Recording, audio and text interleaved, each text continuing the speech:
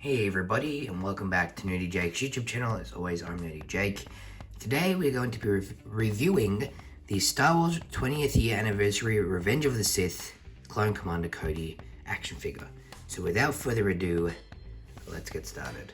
Now in hand, I do have to say that this is probably one of my favorites and one of my very first ever Clone Troopers in my Black Series collection. I actually got this for my 18th birthday as a gift from my uncle. Now this is really cool. It did come in the box, obviously. We got it sealed, but obviously, couldn't really be bothered pulling out the box for the video. But I do love the packaging for the 20th year anniversary for the Revenge of the Sith figures. I would like to get the Count Dooku in the set as well, which we may be reviewing at a further time. But let's not talk anymore about where I received the figure from, and let's just get straight into this review. So as you can obviously see, he has the hologram of Palpatine here, which I thought was a really nice accessory and goes perfectly here with this figure. It is really just one simple little solid piece of plastic and a very thin base. I wish they made this base a bit thicker, just so it fit in the hand a little bit nicer. But that is the Palpatine hologram there, as you can see. Now, I don't remember the name of the blaster. I'm pretty sure it was on the box, but he does have his blaster here as well. I'm guessing this is probably a D blaster because most of the Clone Trooper blasters were D, started with D. But there's that. Really nice blaster. Good paint. Yeah. Just one solid piece of plastic, once again. No moving parts or components. But a nice blaster at that. Now, this other part here is technically an accessory, but he does not have it on him in the box. But his helmet is removable, and you can see Clone Commander Cody there. Very nice helmet. I mean, absolutely amazing, incredible sculpt, great paintwork. Everything here just screams prequels, and I absolutely love it. So, yeah. Now, for the figure itself, the head sculpt is really good, as I have mentioned. Head sculpt and the paint is incredible.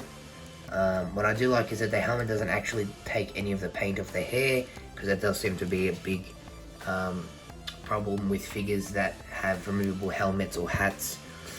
The paint does seem to come off the hair, but yeah, super awesome looking sculpt. Looks just like prequels, and like most Clone Troopers do.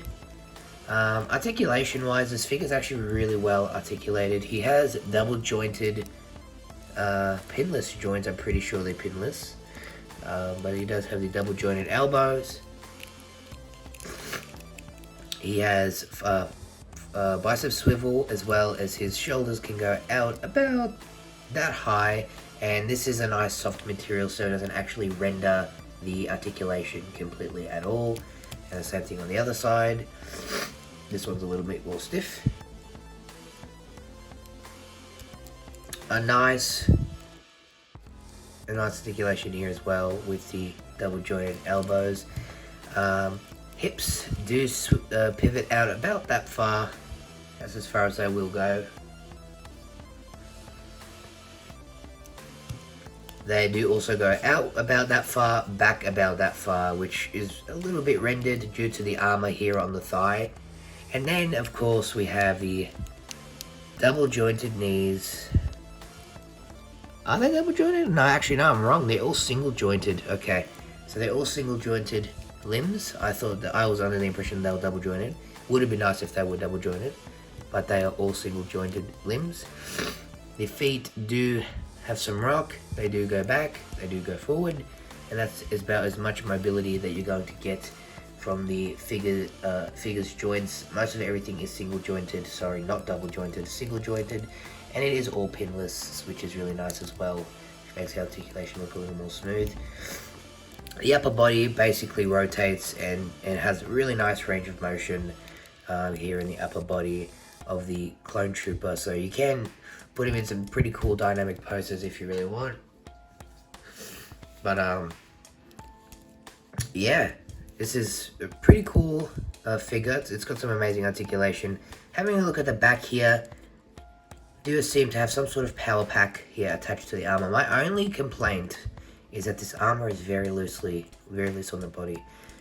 So it does seem to move around quite a bit when you are tampering with the figure, which isn't the biggest deal in the world. But you can get it to stay. It's hard when you're moving it around a lot. Not that I do. These really are just for display purposes only. So this doesn't really bother me all that much. Yeah, so essentially he comes with the helmet, the blaster, and the Palpatine hologram. Now, my other complaint with this figure is his hands are not molded to hold these kind of accessories, which is very, very annoying, considering that they are the accessories that we were gifted with in this set. Now, I had to actually pry open the hand with after running it under some hot water, just to be able to mold the hand to be able to fit the Palpatine hologram. As you can see, it doesn't actually fit all that well in the hands at all.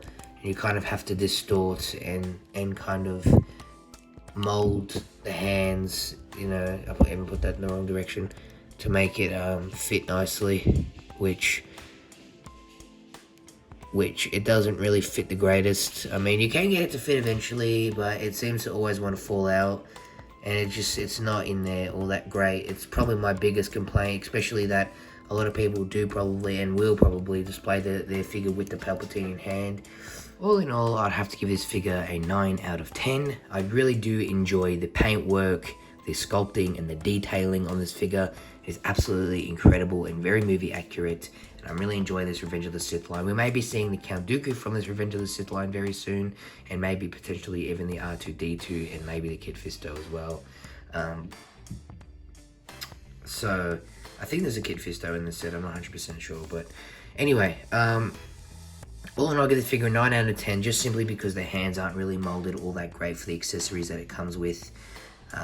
But you can eventually, if you play around with it long enough, you will be able to get the hologram in hand and the blaster in the hands as well. You just have to play around with it a little bit. But all in all, like I said, 9 out of 10 figure. It would have been cool if they did give us like an alternate helmet where there was like a little blue hue maybe on the visor as well. I think that would have been a really good idea. But anyway, overall, for just the figure alone, like the articulation and the sculpting is fantastic. So definitely going to give this figure a 9 out of 10. I hope you have all enjoyed. Definitely be seeing some more Star Wars reviews coming soon. I hope you all have an amazing day, evening, or afternoon, depending on where you are in the world and what time you're watching this.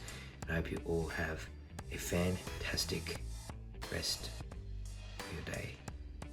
See you all soon. This is Nerdy Jake signing off. Peace out.